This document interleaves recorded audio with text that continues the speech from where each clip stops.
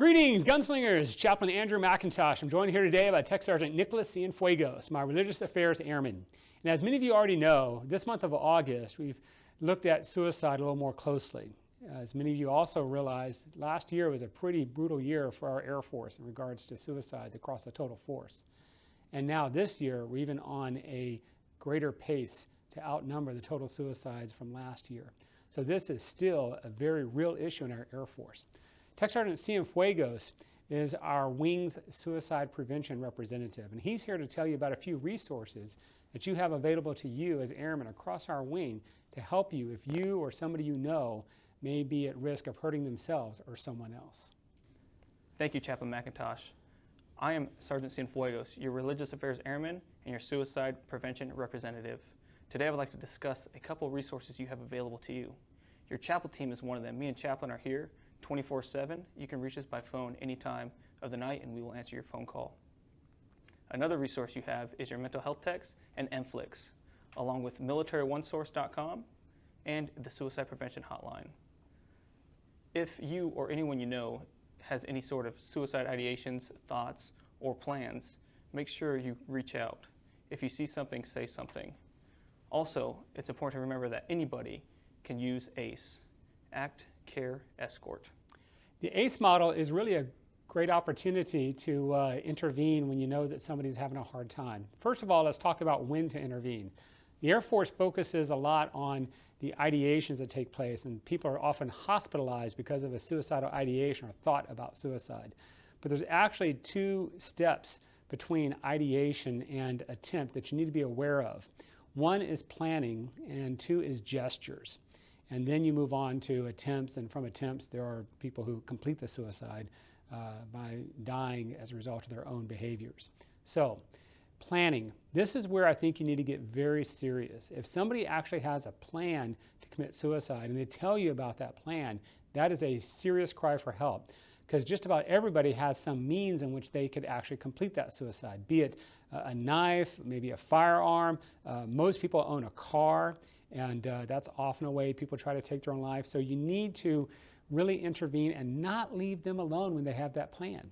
Because people with a plan will then move on to gesturing. That is behaviors that look like an attempt, but they don't have a real desire to take their own life. They just want to kind of maybe experiment. Maybe somebody overdosed on some drugs to see what that would be like, or cut themselves, but in a non-lethal way. Or maybe they just drive recklessly, wondering what it would be like if they drove their car into a concrete pillar or off the road or something like that. So you need to intervene before they even get to gesturing. And then, of course, a serious attempt, many of which are fatal, and then lastly, the completed suicides.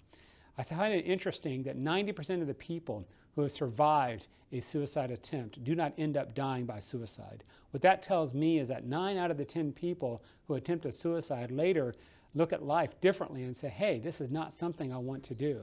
The ACE model of Ask, Care, Escort is a great frontline intervention where anybody could ask the question. Now, I know it's easy to say, hey, are you going to kill yourself? But I recommend using this phrase. Are you afraid that you might hurt yourself or someone else? Oftentimes, suicidal ideations are accompanied with homicidal ideations. Maybe there's somebody they're angry at. Maybe it's a person who broke up with them in a relationship, or somebody that caused them some financial pain, or maybe some legal issues, maybe somebody at work that they're angry at, be it a supervisor or somebody else. So you need to ask that question, and I recommend that way of asking. And then also show that you care. Now, the funny thing about caring is we try to help people in the way that we are best helped. One funny story I remember is of a chaplain up in Alaska at Eielson Air Force Base. This was a number of years ago. He seemed as though he was depressed. So the wing commander thought he would help the chaplain, maybe in the way that would work for the wing commanders. And the wing commander actually took him up in an F-16, and I think they did some dogfighting maneuvers. Now, I don't know that chaplain well enough to say if that really kicked him out of his suicide ideations or depression or not, but I thought that was a pretty valiant effort on the part of the wing commander. Again, trying to help people in a way that you're best helped. I, for one, I find comfort in eating food, for example, as I like to joke sometimes. You know, when a priest has a rough day at work, they go to the bar. When a Baptist has a rough day at work, they go to the buffet. So I know that if I was talking to somebody who was hurting and having a bad time, I might say, hey, you want to go out to eat somewhere and sit and talk? Because I know that that would work for me. So when we care, we often reach out in a way that works for us. But I recommend you ask the person what would work best for them. Maybe you could ask the question, please help me understand what I can do for you right now that would help you. And also be willing to listen. Maybe you could open the conversation by just saying, hey, tell me your story. They don't have to begin at the point of the problem. Maybe they could begin a few years earlier, maybe when they enter the Air Force, or maybe even their upbringing.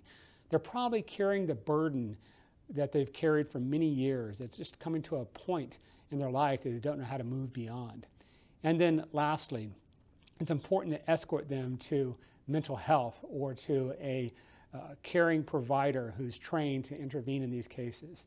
Maybe what they need is a 72-hour hospitalization to kind of stabilize themselves and get the help they need. But you, as our airmen in this wing, you are our front line. Anybody could help, the peers, the supervisors, even the subordinates. My recommendation to you is know each other well enough to know when somebody is hurting. You kind of got to know what their baseline is. And when you know what their baseline is, you know when they're off. And when they're off, you need to step in. Don't be afraid to ask. Asking the question is sometimes the most caring thing that you can do. And then when you ask, be willing to listen.